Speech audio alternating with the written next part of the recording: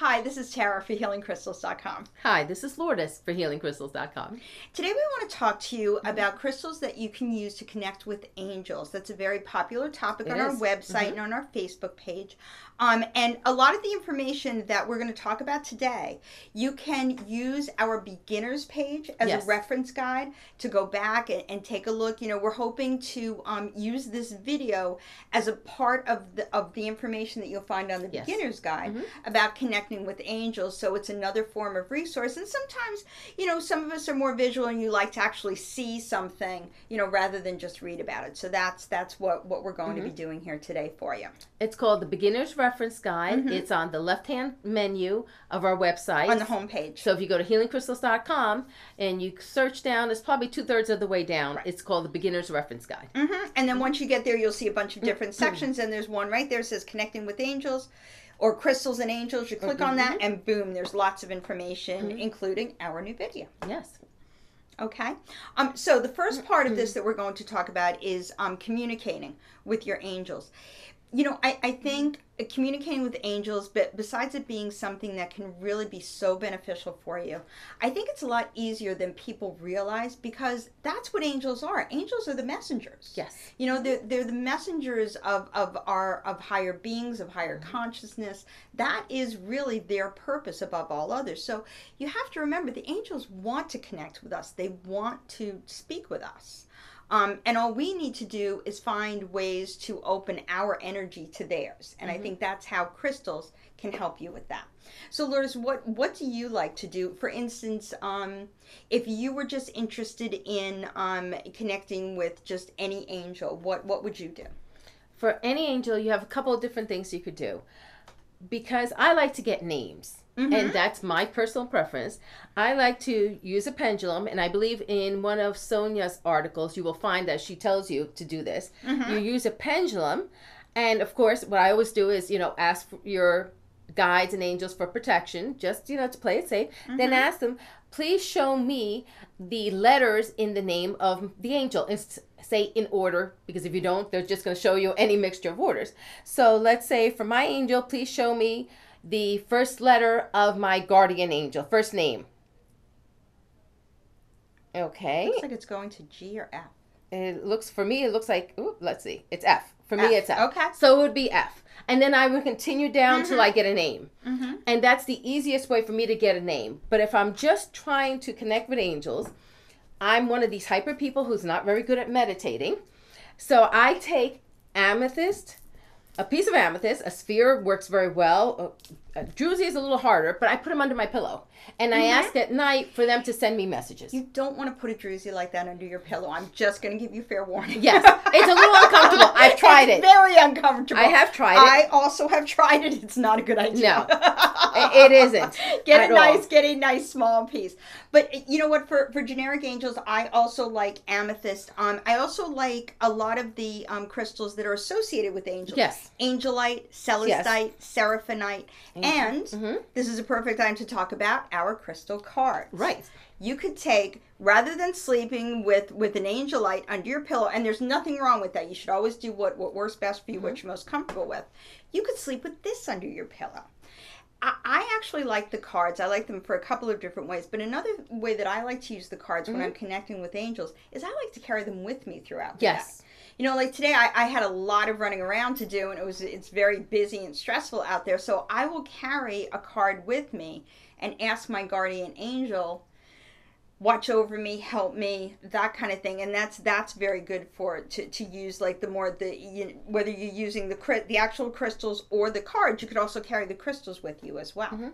But it's more convenient. Let's say if you're at a workplace, you may not want your crystals out on the desk for everyone. Right. But you could put these underneath your desk. Absolutely. And no one need know that they're there. Absolutely. So, you know, always use the crystal or the card that feels right to you. But remember that the crystals like Angelite, Celestite, Seraphinite, these are very what's the word that I'm looking for? These are very attracting for angels. Okay.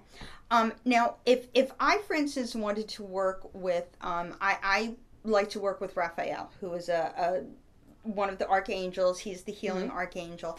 And what I would do is I would look, get more information about Raphael and find out what, you know, the specific things that resonate with him. For instance, the color green. Yes.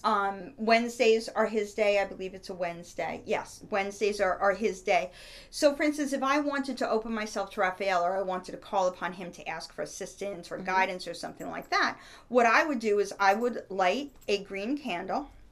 I would surround it by crystals that resonate with Archangel Raphael, like green aventurine, citrine, and malachite. Malachite especially is good for Raphael because it's very healing and it's green and that kind of thing.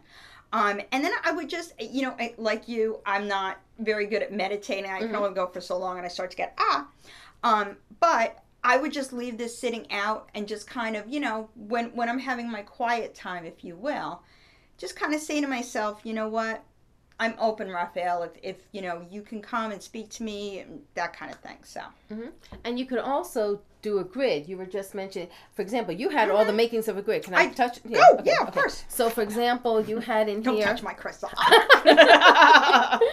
You had in here these crystals. You can make a grid with them like that. Light the candle and invite Archangel Raphael into your home. Right.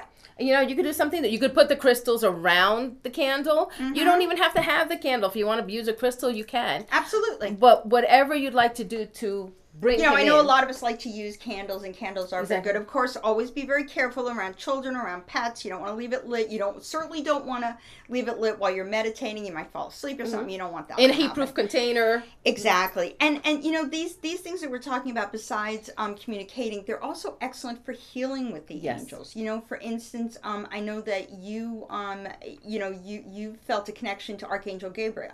Yes. Well, right now, Gabriel's the one I need because I'm having a challenge communicating. Okay. So when I'm trying to communicate with Gabriel to ask him to help me open out my throat chakra, I like to use moonstone, aquamarine, which is great for the throat chakra, really helps, and selenite. You know, I know I got carried away. Really? Lourdes is going to use selenite? No. No. Why would I use selenite? But they actually, this one on my throat chakra. And you can ask, what most people don't realize, if you want to feel your angels, let's say you're a person who's empathic, for healing, just sit down quietly and ask the archangel to even touch your hand. Yes. Any angel. I'm just saying the archangel right now because we're talking about them.